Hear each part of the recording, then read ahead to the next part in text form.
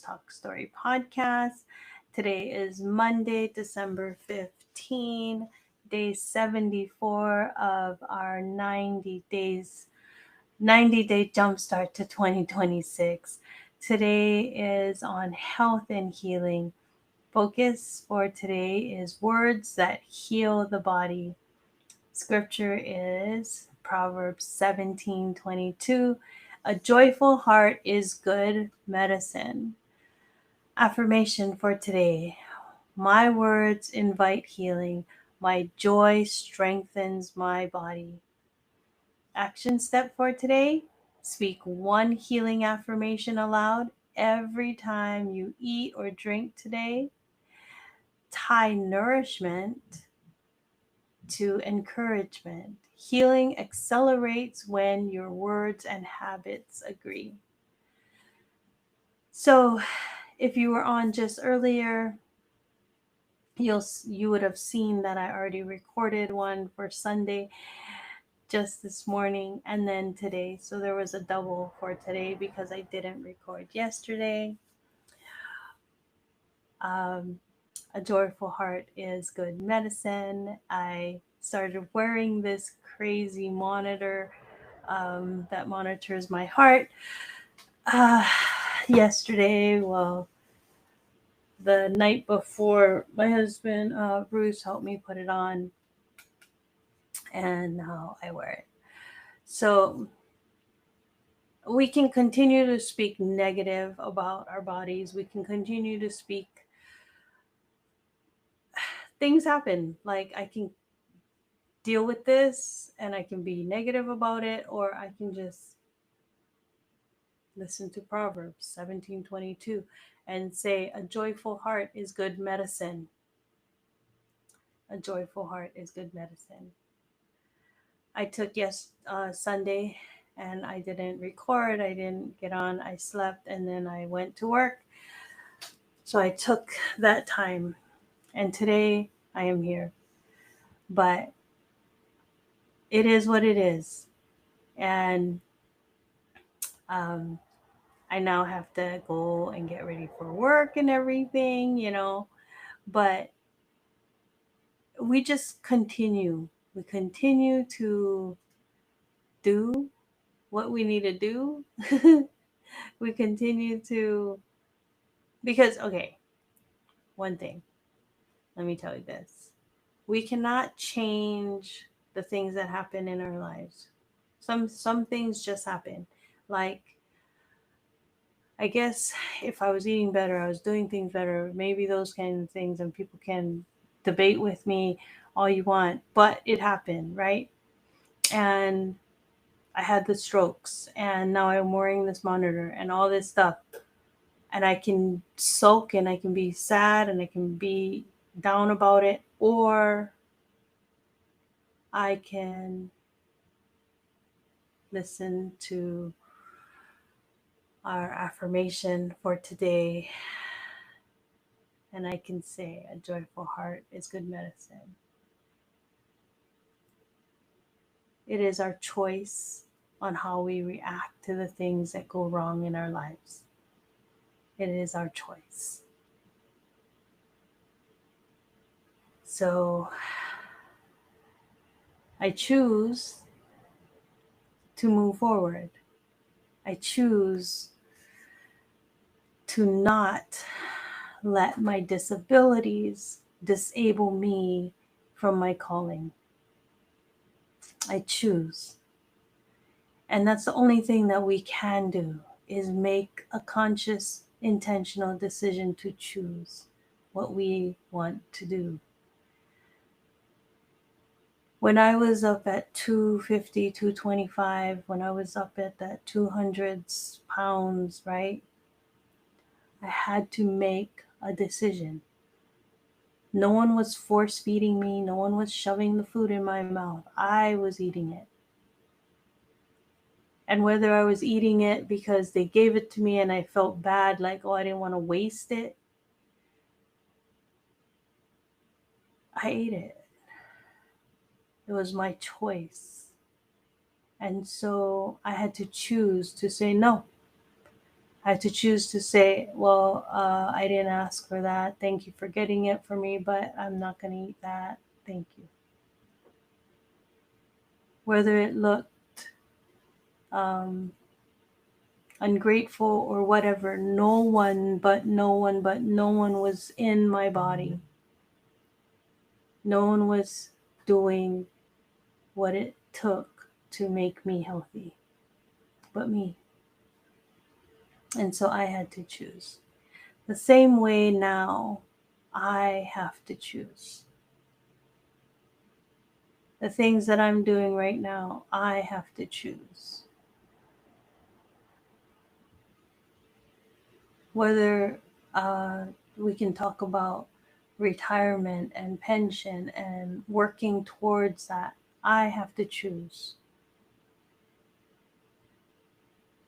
Am I going to continue to work towards that and be sick in the end? Or am I going to start incrementally working out of that so that I can be healthier in the long run? I have to choose. And sometimes, like Robin Dykstra, one of my speaker coaches, she was very, like she's so amazing. She's explained it this way, which is so true. It's like when you have children, it's hard in the beginning. You have to raise them, you have to take care of them. They can't feed themselves. You have to take care of them, you have to raise them, you have to do the work. But sooner or later, they're old enough, they can eat on their own, things pick up, you know, and they can start doing things on their own, and it becomes easier. And that's just the same way with your business, with things that you do. It's going to be hard in the beginning, but then over time, it gets easier. It gets easier. So I will continue to do what I need to do until it gets easier.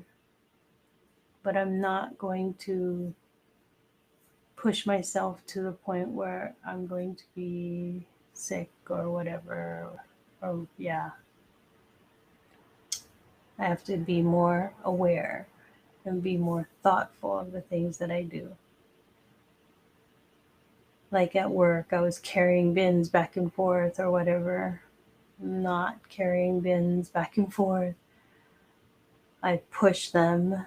And if, you know, there's people standing around and bins are stacking, but yet they're not doing anything, I'm not going to go run over there and pick it up and do it for them, because I am not going to step in to correct things that could be corrected by someone else just because I'm the one who notices it.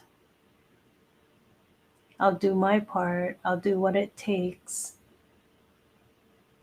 to do the job and to do it well, but I cannot do everyone's job, and I have to be okay with that. And so does everyone else. Everyone else has to be okay with that because it is not my responsibility. So I recorded earlier, and it was powerful. I, you know, did a strong, powerful prayer against breaking perimeters and the generational ties of the enemy. And so do go back and look at that one, because if you ever felt like there's something that is hindering you or your family or things like that, um, it just may be perimeter that was put on you and your family before you were even born. So do look at that.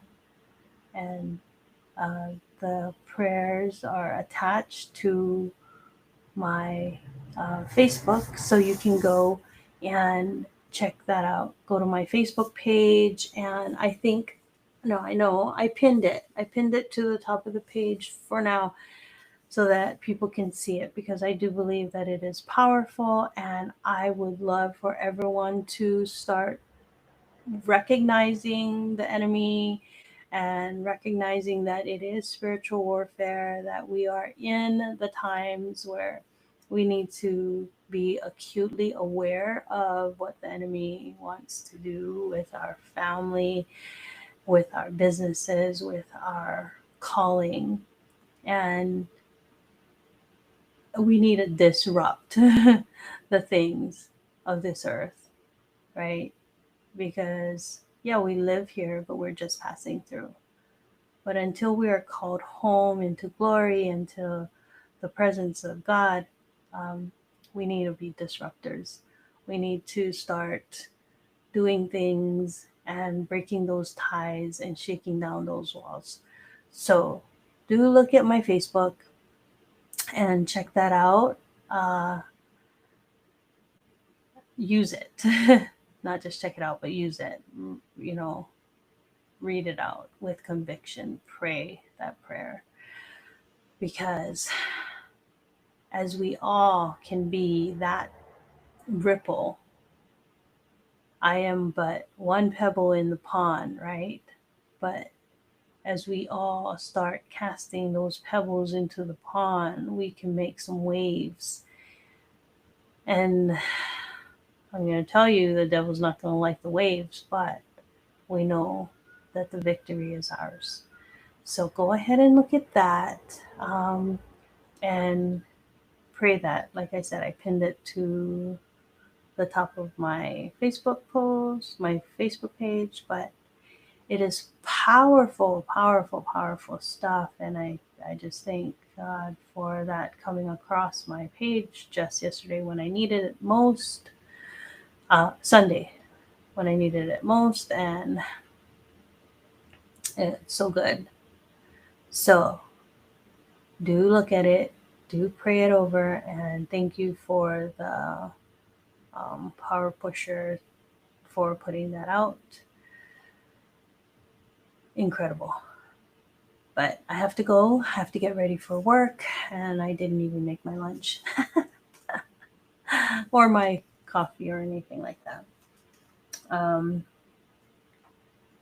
Maybe I shouldn't be doing so much caffeine with this thing on, but I do need something to stay awake throughout my day at work because I do get up so early. And I do have things that I need to do, but like I said, I gotta go to work. I'm still gonna go to work. Um, I need the sick days because I know that I have some big, uh, like big health things that is coming up. So I need my sick leave. So things like that, uh, you got to work towards things because that's the way that money goes. And if we made a change in the way that we do things and we didn't depend on our job, our clock in and out job, and the medical that they gave us and the medical leave that they gave us, we trade time for, or our time for dollars, and we trade our time for the leave that they can give us because that pays us when we're out sick or when we go into surgery or when we have to take the time off. We trade our time.